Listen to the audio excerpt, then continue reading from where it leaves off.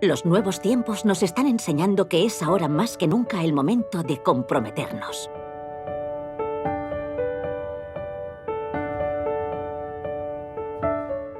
El momento de visibilizar y cuidar a los miles de pacientes crónicos en su día a día. Debemos actuar de manera urgente y abrir el debate de su problemática.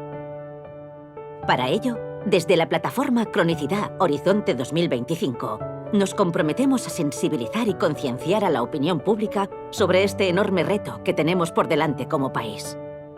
Nos comprometemos a liderar todas aquellas transformaciones que sean necesarias con la participación e implicación de todos los profesionales sanitarios y sociosanitarios. Nos comprometemos a promover un abordaje integral e integrado de la cronicidad en colaboración con las administraciones públicas, instituciones y entidades privadas. Nos comprometemos a reforzar el papel de los pacientes crónicos como eje de la gestión y a promover un trato más personalizado y humanizado. Nos comprometemos a fomentar la continuidad en los cuidados de las personas que más lo necesitan para aumentar su esperanza y calidad de vida.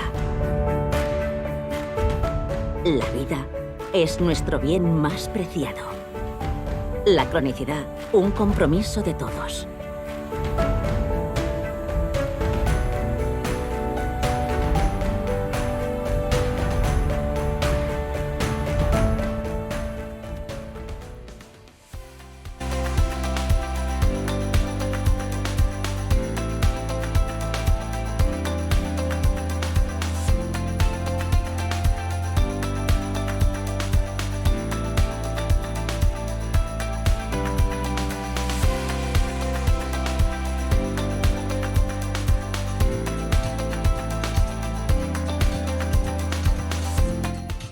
Bueno, buenas tardes en la segunda sesión de las segundas jornadas de cronicidad de la Comunidad Valenciana. Espero que hayáis comido bien porque empezamos fuerte esta tarde para hablar de gestión en cronicidad. Bueno, buenas tardes en la segunda sesión de las segundas jornadas de cronicidad de la Comunidad Valenciana. Espero que hayáis comido bien porque empezamos fuerte esta tarde para hablar de gestión en cronicidad. Buenas tardes en la segunda sesión de las segundas jornadas. Hay unos problemas de audio que yo me veo reverberado. Hayáis comido bien porque empezamos fuerte esta tarde para hablar de gestión en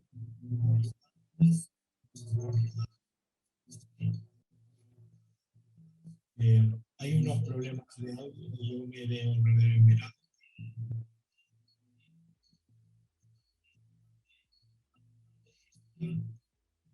Vale, bueno, pues en la mesa de esta tarde vamos a responder a una pregunta y es cómo nos gestionamos y cómo gestionamos la atención al paciente crónico.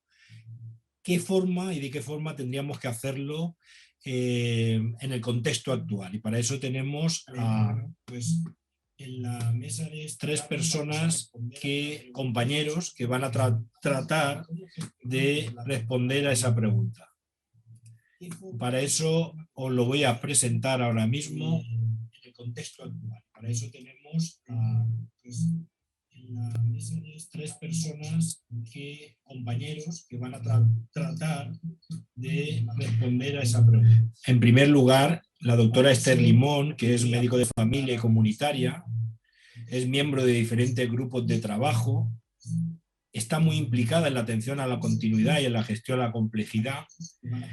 Es una persona que nos va a hablar y nos va a centrar la mesa en un aspecto que va desde la realidad y la ciencia ficción, planteando que desde luego en la cronicidad y en la gestión el papel lo puede aguantar todo. Pero ella va a hablar de lo cotidiano, del día a día, de cómo nos plantearíamos la atención a la continuidad y la complejidad antes de la pandemia y cómo poder, si es necesario hacerlo, diferenciar entre la cronicidad y la complejidad.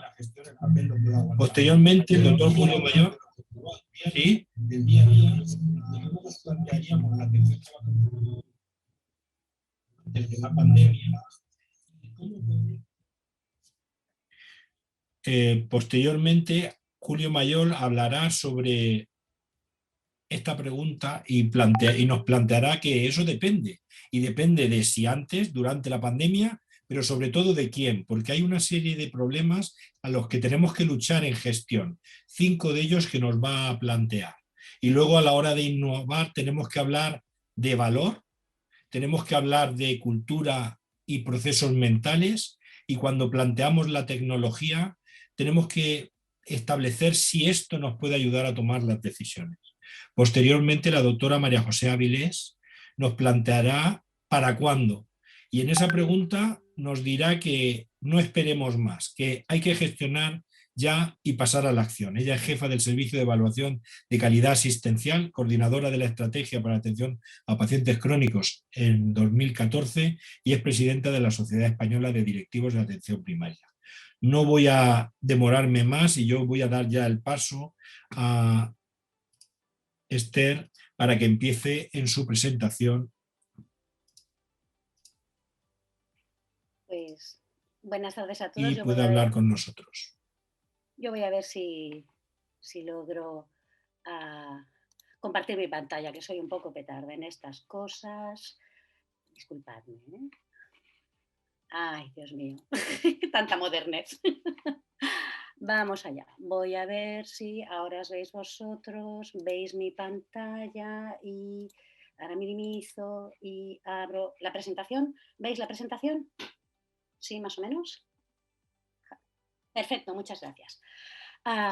Bueno, pues lo primero, muchísimas gracias por haberme invitado. Lo que no sé es si darle las gracias a Javier o no dárselas y pedirle daños y perjuicios, porque esto no se le hace a una amiga.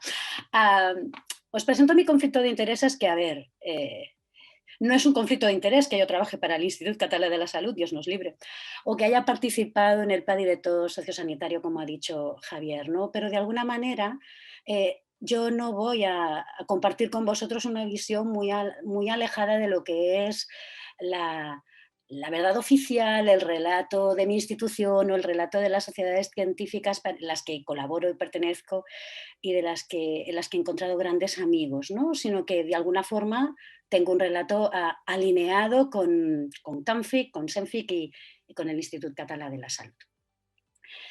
Para empezar, ¿no? La pregunta, ¿cómo gestionamos la atención a los pacientes crónicos? ¿No? Cuando me hicieron esta pregunta, la respuesta fue pues como podemos, pues porque el papel lo aguanta todo y entonces hacemos ciertamente lo que podemos.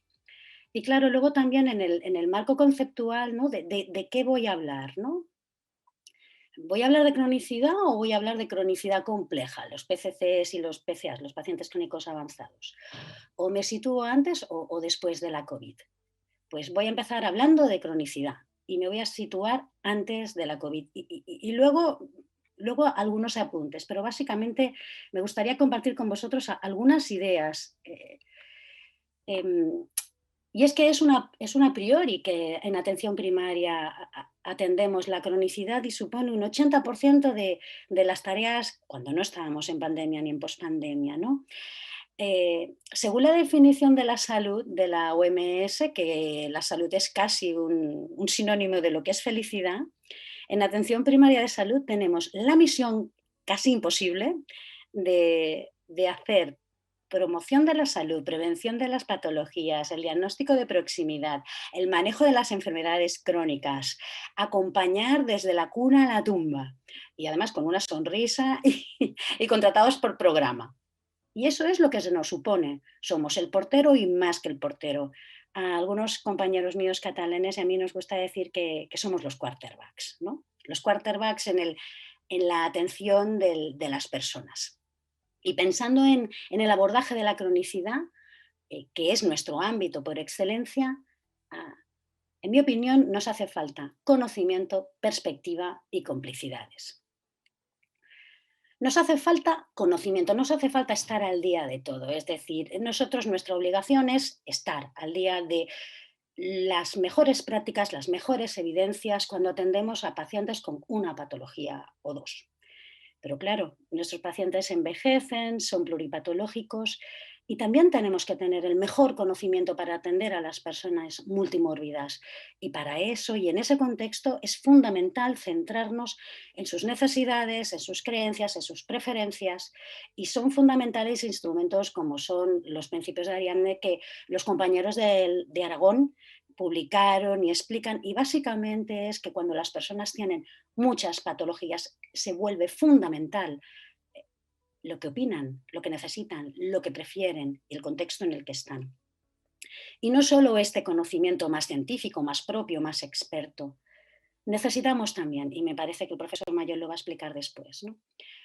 Todo esto que nosotros nos pasamos la vida recogiendo y registrando, todos esos datos con los que alimentamos a nuestros sistemas de información, nos tienen que ayudar a ser capaces de tener sistemas predictivos que nos ayuden a encontrar pacientes como los que estamos atendiendo o incluso identificar las mejores prácticas o clusterizar o hacer grupos de pacientes que se comportan de manera similar en el sistema. Hay tantísima información ya recogida que deberíamos de ser capaces de convertirla en conocimiento para atender mejor a las personas. Además, nos hace falta perspectiva. Tenemos que salir de nuestra consulta en nuestra mirada. Y yo a veces hago la broma de que yo soy como Belén Esteban, yo por mi paciente mato, pero yo tengo 1.300 pacientes asignados en este momento, sí, soy la envidia de mucha gente, estamos en un centro docente, ya si queréis luego os explico cómo lo ha logrado mi jefe, pero la cuestión es, yo tengo muchos pacientes asignados, trabajo en una ciudad que está en una comarca, que está en una gerencia y estoy en un contexto y en una comunidad. Y nosotros sabemos lo importante que son los condicionantes sociales de las enfermedades y cómo es importante ubicarme allá donde estoy atendiendo, en qué entorno estoy, si estoy en un barrio muy deprivado o no, con gente muy envejecida o no. Y por tanto es fundamental tener perspectiva. Pero además no estamos solos. Esto no va de heroicidades individuales. Todo lo que hacemos tiene clave sistémica, pero en cronicidad es fundamental ser muy conscientes de que atendemos a las personas como equipos de atención primaria, como equipos con la atención especializada hospitalaria y sobre todo con la persona en el centro, con pacientes cada vez más expertos, apoderados, capaces de hablarnos de tú a tú, desde su conocimiento propio de lo que es su enfermedad, de la que entre nosotros muchas veces saben mucho más que yo, ¿no? Y esto es todo lo que yo os explicaba de cronicidad y claro, llegó la pandemia y llegó la COVID y todos hemos aprendido muchísimo, muchísimo y nos hemos focalizado en dar respuesta como se esperaba de nosotros y lo hemos hecho todos comprometidos y a un precio personal y familiar seguro que muy elevado. Y en concreto, lo único que quiero añadir de todo lo que se ha dicho que ha hecho la atención primaria en la pandemia es que ahora empezamos a ver el coste de no hacer lo que estamos haciendo normalmente. Ahora se empiezan a ver la disminución de los diagnósticos de factores de riesgo, de diagnósticos de cánceres incidentes y, como era de prever, ha aumentado la incidencia del diagnóstico de la patología de trastorno por ansiedad. A veces también va bien definirse por cuando tú no estás, qué es lo que pasa, ¿no? Hemos aprendido muchas cosas y ahora viene un momento propaganda. Os hablaré de un documento que acabamos de publicar en la CANFIC, la Sociedad Catalana de Medicina Familiar y Comunitaria, está en catalán. Os recomiendo, si os queréis pasear por nuestra web, que lo miréis, pero a priori y a bote pronto pensando en cronicidad, pensando en mi día a día. ¿Cómo no volvemos a lo de antes? ¿Cómo vamos a mejor? ¿Cómo nos proyectamos a lo que las personas necesitan, ¿no? ¿Cómo encontramos un equilibrio entre la inmediatez que teníamos antes y la demora injustificada que tal vez tengamos ahora, ¿no? ¿Cómo por fin somos proactivos frente a ser tan reactivos? ¿Cómo los médicos de verdad nos creemos esto de la subsidiariedad y además aspiramos a ser resolutivos? ¿Cómo somos autónomos en nuestra gestión de nuestra propia consulta o nuestros directores de equipo son autónomos? ¿Cómo nos comunicamos? ¿Qué instrumentos utilizamos con la población a la que atendemos, con los compañeros con los que colaboramos? ¿Cómo la comunidad empoderada es un escenario en el que nosotros desde la humildad contribuimos con nuestro conocimiento? Porque se ha hecho súper evidente, si no lo era ya, que de esta pandemia o salimos todos o no saldrá ninguno, y la comunidad es fundamental. Cómo, en resumidas cuentas, lo que sobrevive de todo esto son las prácticas de valor. Y pensando en lo que yo creo que pensaba Javier cuando me invitó, pensando en la cronicidad compleja, en un momento como este, pensando en los pacientes crónicos complejos, en los pacientes crónicos avanzados, ¿por qué no revisamos lo que estábamos haciendo con ellos, ¿no? Los tenemos a todos, están todos, los que tenemos identificados son todos ellos, nos faltan algunos. Si tenemos la sensación de que nos faltan pacientes por identificar, recordando que tiene que ser aproximadamente un 5% de la población que tenemos asignada, ¿por qué no vamos a buscarlos a los grandes bancos de peces, ¿no? ¿Por qué no buscamos en GMAs elevados, en las residencias? Otro día hablaríamos de residencias, que este es otro tema para hablar, o en el domicilio. Y sobre todo recordemos, identificar la condición de cronicidad compleja para actuar, si no, por tanto, valoración de necesidades, determinar objetivos, planificar una atención, teniendo especial interés en toda la revisión y la conciliación de la farmacia, pero la planificación de la atención va muchísimo más allá de eso. Y evaluar. ¿Qué estamos haciendo? ¿Para qué servimos? ¿Por qué vale la pena que la atención primaria esté donde está? Además del privilegio que es formar parte de todo esto, ¿no? Creo que voy bien de tiempo, ya he llegado a mi última reflexión. Necesitamos high tech y high touch. Necesitamos una atención primaria. Nosotros, yo esto a veces lo comento con una amiga mía en concreto, trabajadora social, ¿no? Decimos que atención primaria de salud no es glamurosa, pero es que no va de esto. ¿Cuál es nuestra misión? Nuestra misión es atender a las personas, el diagnóstico inicial, el acompañamiento emocional, desde la proximidad, desde la resolución. High tech y high touch. Muchísimas gracias. Muchas gracias, Esther. Cuando quiera, Julio, seguimos.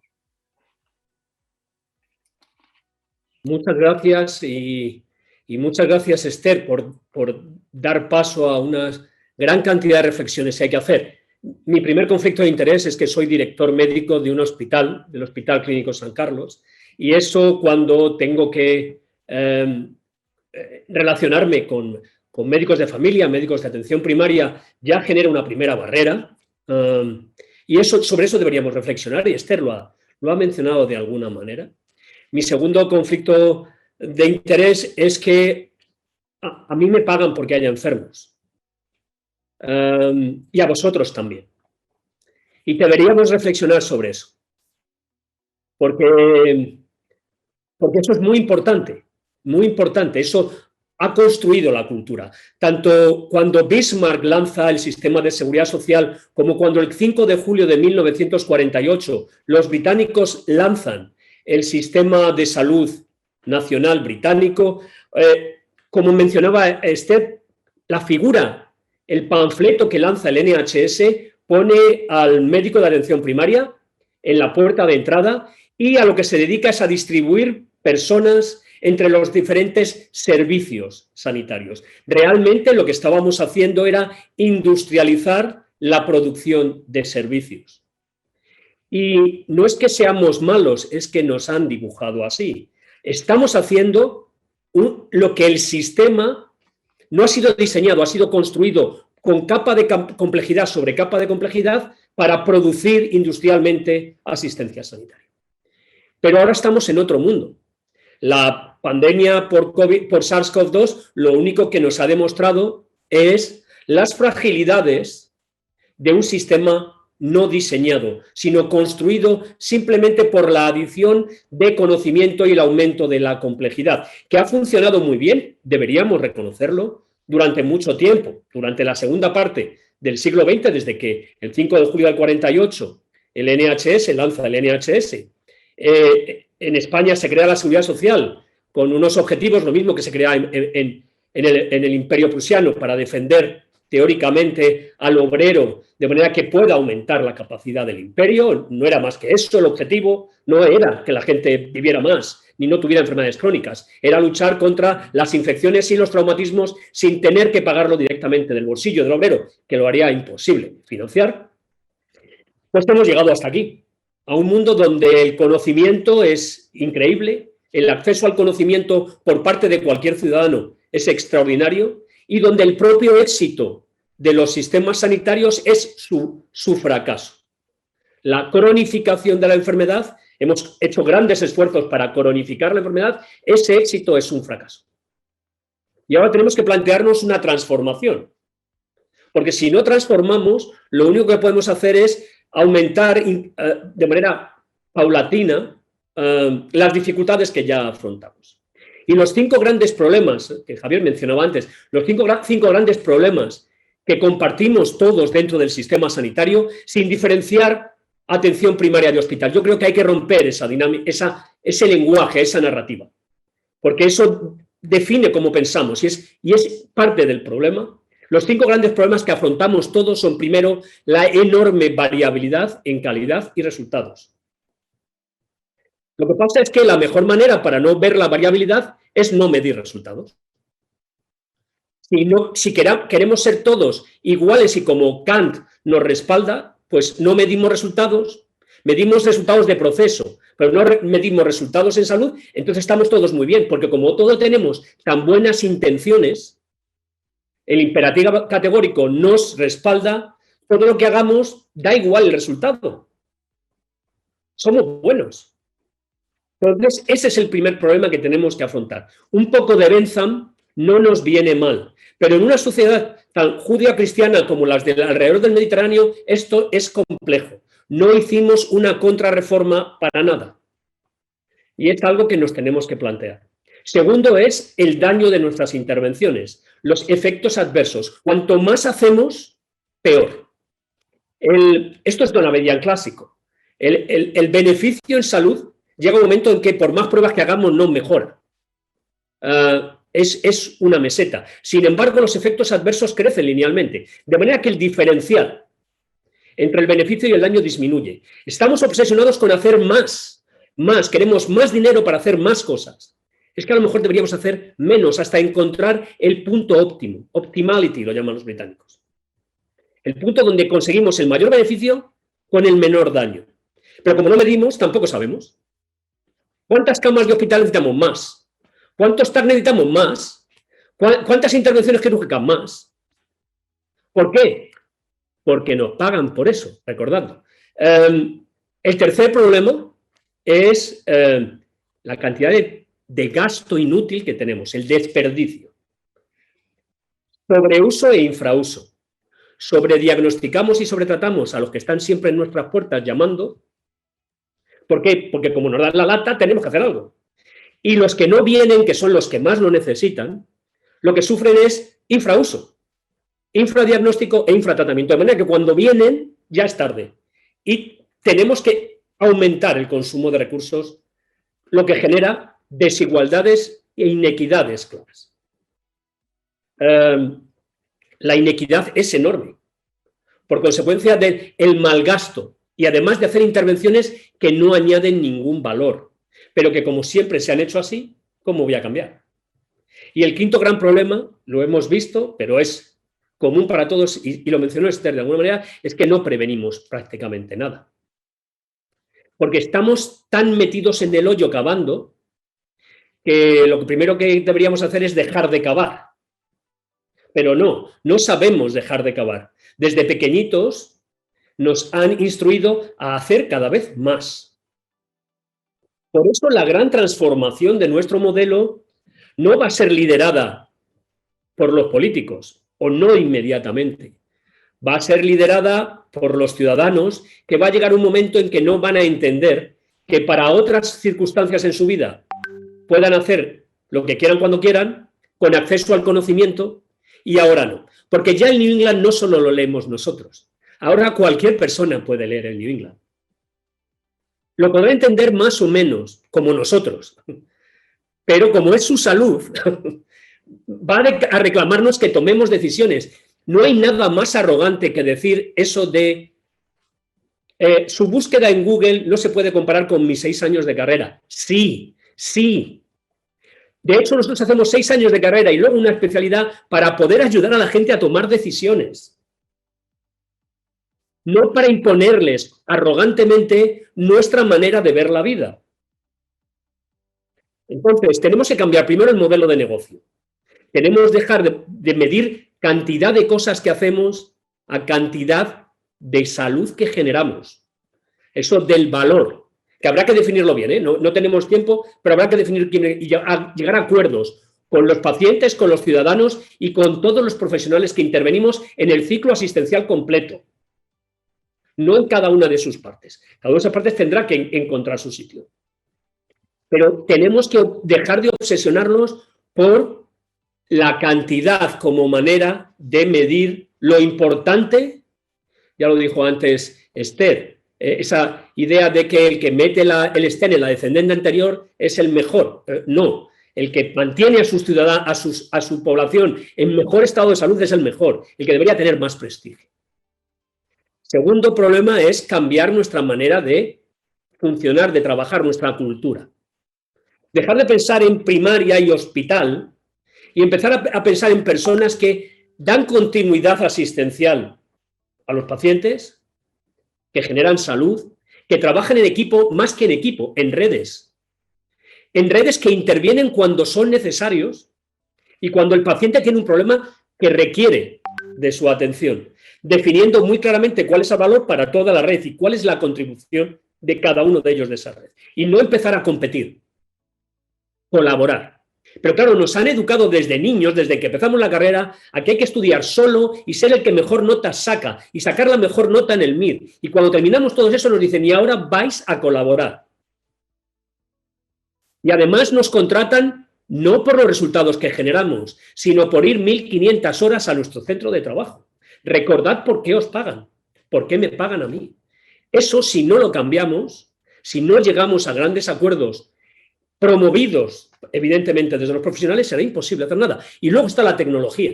La tecnología nos ayuda, pero no nos sustituye. La tecnología nos tiene que ayudar a todos esos datos, como dijo Esther, que llevamos años y años metiendo, a que nos devuelvan valor a nosotros. Que no sirvan para tener la sensación de que el director médico está controlando si haces muchas o pocas consultas, sino que cuando yo tengo un paciente delante, pueda tomar decisiones sobre qué hacer, sobre cuál es la mejor opción para este paciente, en su contexto. En mi área sanitaria, que no es lo mismo que la de enfrente, no es lo mismo la zona de Orcasitas en Madrid que Pozuelo. No podemos decir que la guía de práctica clínica, magnífica por cierto, hecha entre varios en Boston, para los pacientes de Estados Unidos, a los que les importa poco la salud poblacional, funcione exactamente en Cuatro Vientos. Tenemos que empezar a entender que una cosa es la medicina de las medias y otra la medicina de las personas concretas, a las que tenemos que aplicar el conocimiento. Y ahí es la gran innovación que tenemos que hacer los profesionales sanitarios. Los profesionales sanitarios tenemos que ser capaces de coger el conocimiento ampliamente disponible hoy en día y convertirlo en valor para nuestros pacientes y para nuestra comunidad. Y de esa manera podremos hacer verdad un sistema de salud. Los americanos lo llaman 4P, pero yo prefiero llamarlo 5P, y hay muchas más P's. Tiene que ser preventivo, sin duda. Predictivo, sin duda. Participativo, no hay otra manera. La deshumanización de nuestro sistema sanitario no está derivada de la tecnología de dispositivo. Los tags no despersonalizan, no tienen esa cualidad. Los robots quirúrgicos no despersonalizan, no tienen esa cualidad. Solo las personas, cuando negamos la experiencia y la agencia de nuestros pacientes, estamos haciendo que se deshumanice la asistencia. Cuando decimos usted no entiende bien lo que le estoy explicando, usted no puede comparar su búsqueda con mi conocimiento, en ese momento, al negarles la agencia, es cuando les despersonalizamos. O cuando le decimos, no, si no le puede doler, si le acabo de dar un nolotil. Bueno, pues si el paciente dice que le duele, le duele. Cuando negamos esa experiencia, deshumanizamos la asistencia. Tenemos que ser capaces de hacer eso. Y tenemos que ser capaces de utilizar eso que más se llama inteligencia artificial o analítica de datos o machine learning, aprendizaje automático o aprendizaje profundo para ayudarnos a resolver los problemas, no para que se conviertan en nuestro juguete, en esa herramienta que nos sirve para tratar a pacientes y generar un conocimiento reduccionista que nos hunde cada vez más en el hoyo. Esto es complejo, Esther lo mencionaba antes, muy complejo, pero los profesionales sanitarios, todos, son personas muy inteligentes. Son capaces de colaborar y, por tanto, de llevar adelante cambios en el sistema de salud. No podemos esperar que los políticos tengan el suficiente liderazgo para cambiar cosas que a ellos en su agenda les supone un problema. Son sin duda los pacientes y nosotros como agentes de los ciudadanos, de los pacientes, los que tenemos que colaborar para poder hacer fácil esta transformación del sistema, para avanzar en la salud, no en más enfermedad. Muchas gracias. Muchas gracias, Julio. Vamos a pasar a María José. Hola, buenas tardes. A ver, voy a compartir la presentación.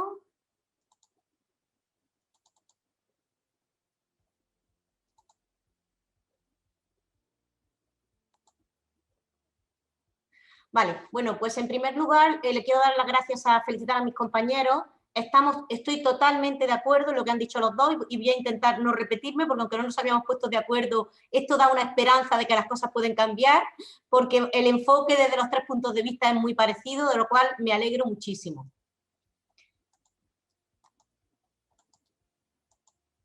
Bueno, voy a empezar comentando que el círculo de Deming, que todos conocemos, que es el espiral de mejora continua o círculo PDCA, tiene 4 fases. La primera fase es identificar el problema, qué y cómo se quiere hacer, realizar un plan para su consecución, el tercer paso es verificar los resultados y el cuarto, actuar en función del resultado. ¿Por qué empiezo así? Porque en estas alturas de la película deberíamos estar ya en el paso 3 y 4 y seguimos en el 1 y en el 2. ¿Vale? En cuanto a todo el tema de estrategia de cronicidad. Entonces, el paso primero, que es descubrir el problema, que más que un problema es un reto, y definir el qué y el cómo, pues lo tenemos clarísimo desde hace muchísimo tiempo. El perfil del paciente, por la pirámide de población que tenemos en España, es un paciente mayor y, por tanto, nos movemos en un escenario de cronicidad, de fragilidad, de pluripatología y de aumento de esperanza de vida. Y, por tanto, hay que reorientar todo el sistema, que lo tenemos orientado actualmente fundamentalmente a la atención a agudos, a la atención a los pacientes que tienen enfermedades crónicas. Todo ello conlleva cambios organizativos y clínicos que tienen que aportar valor y eficiencia, como han dicho también los anteriores ponentes. Y además tenemos evidencias de sobra para saber que todas estas mejoras van a suponer un aumento de la calidad en la sanidad que tenemos. Y por otra parte, las enfermedades crónicas son la causa, creo que lo ha dicho también Esther, del 80% de las consultas de atención primaria y, por tanto, el principal foco y el mayor esfuerzo lo tenemos que hacer en potenciar la atención primaria de salud y comunitaria. La segunda fase, que es realizar el plan para su consecución, pues la verdad es que también lo tenemos bastante elaborado. La OMS, en cuanto al objetivo de la cronicidad, ya nos indicaba que había que bajar el 25% el índice de mortalidad prematura por causas de patología crónica. Las cifras en España son parecidas a los de otros países europeos cercanos. Tenemos una estrategia para el abordaje de la cronicidad desde el año 2012, que se aprobó en el Consejo Interterritorial del Sistema Nacional de Salud. Todas las comunidades autónomas hemos elaborado estrategias para atención a crónicos. La de la Comunidad Valenciana la elaboramos en el 2014, como ha dicho antes Javier, yo la coordiné. Y hay una plataforma de cronicidad con un horizonte 2025, que es la principal plataforma de sensibilización a la opinión pública acerca de la situación de la cronicidad en España. Y es una plataforma muy importante porque tiene una perspectiva multidisciplinar. Están representados los pacientes, están representadas sociedades científicas, todas las del ámbito de la primaria y también la sociedad de medicina interna, están representados los colegios profesionales de enfermería, de trabajo social, de farmacéuticos y todos coinciden en la necesidad de que hay que impulsar un nuevo modelo de atención que esté basado en la promoción, en la prevención, que el eje se sitúe en la atención primaria y que hay que fortalecerla con una mayor inversión y con cambios estructurales. Por tanto, tenemos un horizonte claro y también tenemos un marco estratégico para la atención primaria y comunitaria caliente, porque fue del 2019 y como ya después entramos en la pandemia, pues prácticamente no lo hemos podido poner en marcha. Por tanto, ¿qué tenemos que hacer? Pasar a la acción. Tenemos muy claras e identificadas todo lo que hay que hacer. Hay que consolidar una política presupuestaria y de recursos humanos que garantice la efectividad y la calidad de todo el sistema, pero fundamentalmente de la atención primaria de salud. Pero esto tiene que ir inevitablemente acompañado de cambios culturales, organizativos y asistenciales que aporten valor. Porque si no, como han dicho los ponentes anteriores, nos podemos encontrar con que tengamos más dinero, pero sigamos haciendo las cosas igual y por tanto no serviría de nada. ¿Vale? Hay que identificar aquellas intervenciones sanitarias innecesarias para no hacerlas. O sea, las que no han demostrado eficacia, las que tienen efectividad escasa, las que no son coste efectivos o no son prioritarias, las tenemos que eliminar del sistema. Ahí, sabéis, están un montón de recomendaciones de no hacer por parte de muchísimas sociedades científicas. Hay que potenciar determinados roles, fundamentalmente los de enfermería en atención primaria, en la gestión de cuidados, en la atención domiciliaria, sobre todo enfocados a aquellas pacientes con enfermedades crónicas complejas y en situación terminal. Y también se ha dicho que hay que hacer un seguimiento proactivo de los pacientes crónicos para que no se agraven sus patologías. Se ha puesto de relevancia en la pandemia que hemos asistido a una epidemia invisible en todos aquellos pacientes no COVID que no han acudido al sistema sanitario, que no lo hemos tenido en el foco y han aumentado las tasas de morbimortalidad de manera inquietante. Y luego tenemos que poner estrategias de actividades de salud comunitaria y de promoción de la salud que estén relacionadas con el envejecimiento activo. Tenemos que empoderar al paciente para que se cuide, para que llegue a la vejez con los mínimos niveles de dependencia, crearle entornos saludables para que les podamos hacer un seguimiento y recomendarles aquellas actividades que no cuestan dinero y que son enormemente favorables para potenciar su salud. Y para ello hay que desarrollar estrategias intersectoriales. También se ha dicho, hay que integrar políticas sanitarias y sociales. En la pandemia también se ha puesto de relieve. Como ha dicho Esther, los ancianos que estaban en la residencia, los ancianos de las residencias tienen que estar también en el foco del sistema sanitario y tienen que estar incluidos en la gestión de casos, como no puede ser de otra manera. Y también, como ha dicho Julio, hay que potenciar el uso de las tecnologías de la información y la comunicación. Han llegado para quedarse y van a ser un recurso asistencial valiosísimo para la atención a los pacientes crónicos, que van a aportar posibilidades infinitas. ¿Cómo hacerlo en el contexto actual? Pues tenemos que vivir la crisis como una oportunidad de cambio, ¿vale? Ante una situación excepcional como la que hemos vivido y la que seguimos viviendo de pandemia, en la que los profesionales han dado una respuesta técnica y humana extraordinaria, han salido muchísimas oportunidades de cambio. La posibilidad de implantar proyectos que estaban pendientes, el trabajo colaborativo en equipos multidisciplinares y todo acompañado de muchísimos cambios tecnológicos. Pero es necesario liderar esta transformación. La gestión de la cronicidad está definida muy claramente en el ámbito político, en el ámbito directivo, en el ámbito clínico, pero lo siguiente es liderar la necesaria transformación que necesita el sistema sanitario para orientarlo a la gestión del paciente crónico. Hay que afianzar los cambios necesarios con líderes transformadores, facilitadores del cambio, que tengan la formación adecuada, porque si no, como he dicho antes, si llegan más recursos, si llega más tecnología, si llega más de todo, pero no tenemos líderes que estén formados y que sepan cómo implementar los cambios, no se van a producir. Por tanto, los equipos directivos se tienen que involucrar en la transformación.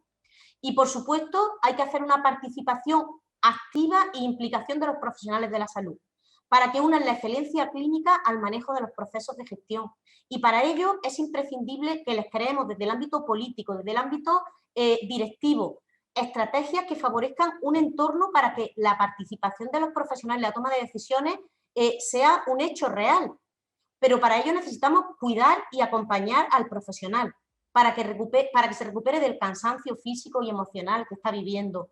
Y es necesario desarrollar al máximo las competencias profesionales, los nuevos roles, desarrollar sistemas de reconocimiento profesional, modelos retributivos orientados a resultados, como ha dicho Julio, y acciones y medidas que generen ilusión por modificar y transformar el modelo. Y, por supuesto, hay que involucrar a la sociedad en la atención a la cronicidad, porque difícilmente un sistema sanitario será sostenible si no conseguimos un nivel mínimo de compromiso de los ciudadanos y de los pacientes. Por eso le tenemos que trasladar una información veraz, clara y fidedigna, para poderles exigir responsabilidades que les corresponden como ciudadanos y como pacientes. La toma de decisiones compartidas, que les permita organizarse, desplegar todas sus capacidades para vivir en salud. Y luego, por supuesto, la innovación tecnológica, también la hemos comentado. Como se va a hablar en la siguiente mesa, yo solamente me quería centrar un poquito en la atención sanitaria en modalidad no presencial, que se ha desarrollado mucho durante la pandemia y que les ha permitido a los profesionales hacer un seguimiento de los pacientes que no podían atender a los centros por distintas modalidades, pero su implantación tiene que conllevar un cambio cultural y necesita un amplio consenso entre los agentes implicados, entre los profesionales, entre los pacientes y los cuidadores y entre todos los ciudadanos. Porque en su normalización no podemos olvidar aspectos que son fundamentales en la calidad, como es la eficacia, la seguridad, la viabilidad, el derecho a la intimidad, la confidencialidad, la accesibilidad y, por supuesto, garantizar la equidad. No todos los pacientes tienen las mismas competencias digitales y nos tenemos que asegurar de que eso sea así. Hay que encontrar un equilibrio entre la atención presencial y la telemática y tenemos que tener un feedback con los pacientes que reciben esta atención en modalidad no presencial, que no sustituya la atención presencial, porque esta sigue siendo necesaria. Pero tenemos que garantizar que la utilización tenemos que garantizar en su utilización que se garanticen las máximas garantías de seguridad tanto para los pacientes como para los profesionales. Y para ello, ¿qué tenemos que hacer? Formación en competencias digitales. Eso lo tenemos que hacer desde las administraciones públicas, desde las sociedades científicas y desde todos los ámbitos. Y por último, ya para acabar, no sé qué pasa. Tenemos que generar alianzas entre todos los agentes de salud, como ya he dicho, los pacientes, los gestores, los políticos, los directivos, y hay que involucrar a toda la sociedad civil en el reto de la atención a la cronicidad, favorecer el cambio liderado por los profesionales y por los directivos. Necesitamos directivos formados con capacidad de liderazgo que potencien la ética, la humanización, la atención centrada en el paciente crónico y que motive e implique al profesional. Vuelvo a destacar la importancia también de las sociedades científicas y que las sociedades científicas, tanto del ámbito clínico como del ámbito de la gestión, estemos unidas para que sepamos un poco dar el enfoque necesario de la transformación. Y propongo que empecemos los cambios no esperemos a los cambios políticos, a los grandes cambios, sino a los cambios desde el nivel medio, desde el nivel profesional, desde el nivel directivo. Y yo deseo que en el próximo encuentro que hablemos de cronicidad hayamos pasado de la fase 1 y 2 a la 3 y 4, que estemos ya en la 3, evaluando resultados, en la 4, estableciendo áreas de mejora y que podamos cerrar el círculo, la rueda que decíamos al principio, PDCA. Gracias. Muy bien, gracias. Gracias a todos por la participación. Casi estamos terminando la mesa, pero bueno, simplemente creo que hay una cosa que estamos todos de acuerdo. Quizás esta mesa estamos en un sitio que quizás no nos corresponde porque estamos en una situación en la que los modelos de gestión, los modelos de organización reales que tenemos actualmente, pues están manteniendo pues acciones sin valor, la mayoría reactivos, en la que seguimos midiendo palitos, no resultados, con un trabajo muchas veces individualizado.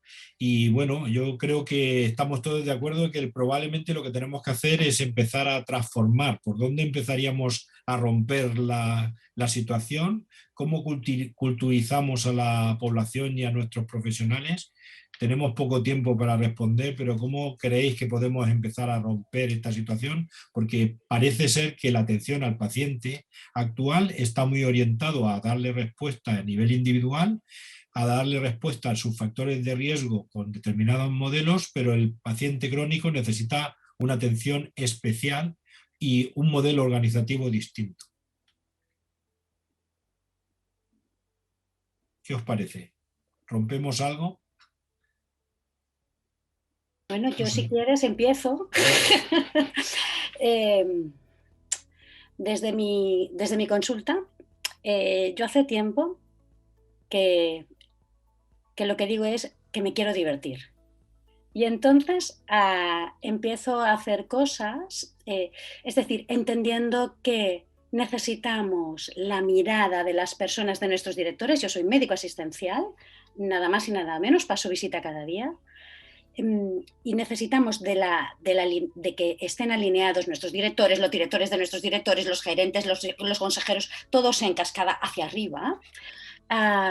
Nosotros también nos podemos divertir, nosotros también podemos hacer las cosas de manera diferente. Se puede pasar visita pensando en la comunidad, se puede pasar visita haciendo partícipes a las personas de las decisiones, puedes trabajar en equipo aunque eso te deje cicatrices, se pueden hacer cantidad de cosas para sentirte bien haciendo tu trabajo y haciéndolo mejor. Si me preguntas en concreto qué estoy haciendo yo, ¿qué estamos haciendo nosotros desde la pandemia? Cuando cerramos la atención presencial empezamos a llamar a los que nos preocupaban, los priorizamos, no esperamos a que ellos nos llamaran. Les dijimos, seguimos aquí. Llamamos a los abdom, llamamos a los complejos, llamamos a los que estaban avanzados. A la que pudimos empezar la presencialidad, priorizamos también. A los que no venían los llamamos. Oye, vente que hace 1 año y medio que no te pido una analítica, porque no debemos de dejar de hacer las cosas que se ha probado que funcionan. No se puede dejar de prevenir cardiovascularmente, no podemos dejar de hacer nuestro trabajo. Ahora lo que queremos es explorar maneras diferentes de hacer, que la presencialidad tenga un valor. Lo que yo te pueda decir por teléfono no vendrás a que te lo diga.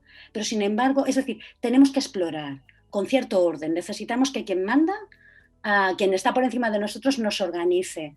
Pero es posible hacer muchas pequeñas cosas si tenemos claro hacia dónde vamos. Yo me lo estoy pasando bien. Bueno, pues yo creo que hay un planteamiento claro. No sé si queréis comentar alguna cosita más el resto. Necesitamos líderes locales clínicos, líderes gestores que mantengan ese planteamiento de acción colaborativo, como decía Julio. ¿Queréis añadir algo, Julio? Nosotros, por ejemplo, hemos lanzado una iniciativa que se llama CardioRed, en la que están primaria, 4 hospitales, el SUMA y la comunidad para abordar el ciclo asistencial completo en salud cardiovascular. Todavía es cardiovascular, no es más cosas, pero empezamos a trabajar de una manera diferente. Podemos dar servicios diferentes en diferentes niveles según las necesidades del paciente y se empieza a mirar el resultado. Tenemos que publicar resultados, tenemos que hacerlos visibles y tenemos que asumir que incluso cuando nos equivocamos al medir el resultado, publicarlo es importante, visibilizarlo es importante y tenemos que cambiar nuestra manera, no sentirnos ofendidos, sino ser capaces de ir hacia la mejora. Se ha mencionado previamente. Eso es clave y para eso tenemos que montar dispositivos asistenciales diferentes. Muy bien. Y María José, simplemente el planteamiento de liderazgo que has considerado, ¿tú crees que nuestros líderes actualmente en la Comunidad Valenciana, me refiero, que están convencidos de ese cambio de organización, están convencidos de que algo hay que cambiar no en la atención primaria, sino en la atención sanitaria en este modelo que disponemos ahora? ¿Verdaderamente ha cambiado eso un poquito la mentalidad o tenemos que pasar en la fase, digamos, 3 con esos líderes que tenemos a nivel de nuestros departamentos, a nivel de nuestros centros, etcétera? Bueno, Javier, yo hablo por mí, María José Avilés, presidenta de SEDAR. A ver, yo vuelvo a decir lo mismo. Yo creo que tenemos que hacer cada uno desde nuestro puesto de trabajo aquello que llevamos diciendo en toda la mesa y que está claramente identificado. Entonces, los profesionales de atención primaria tienen que implicarse en el cambio, tienen que hacer aquello que saben que hay que hacer al paciente crónico y no esperar a que los lidere nadie. Evidentemente, los líderes facilitan los cambios, no cabe duda, yo lo he dicho. Y los políticos, por supuesto que también. Pero intentemos romper ese círculo, intentemos empezar a hacer los cambios desde abajo, desde el nivel medio, cada uno desde su puesto de trabajo, dejemos el victimismo, empecemos a potenciar la atención primaria desde los propios equipos de atención primaria y si los líderes se lo creen o no, No te lo sé responder. Yo siempre me lo he creído, creo en la atención primaria totalmente, creo en la transformación del modelo hacia la cronicidad, creo que estamos llegando tarde y hay que pasar a la acción. Tenemos estrategias de sobra, como he dicho, y cada uno desde su puesto de trabajo tenemos que empezar a hacer el cambio. Bien, pues a los que estáis escuchando esta mesa, creo que podemos terminarla. Nos hemos pasado un poquito, pero ya sabemos que la respuesta, como ha dicho María José, Esther, Julio, es que empecéis ya, que sois líderes en vuestra situación, donde estéis sois líderes y tenéis que empezar a transformar la asistencia, no primaria, sino el sistema de salud para dar respuesta verdadera y con valor a las necesidades de la población de forma compartida. Creo que con eso resumimos toda la mesa. Muy bien, muchas gracias a los tres y A ti. bueno,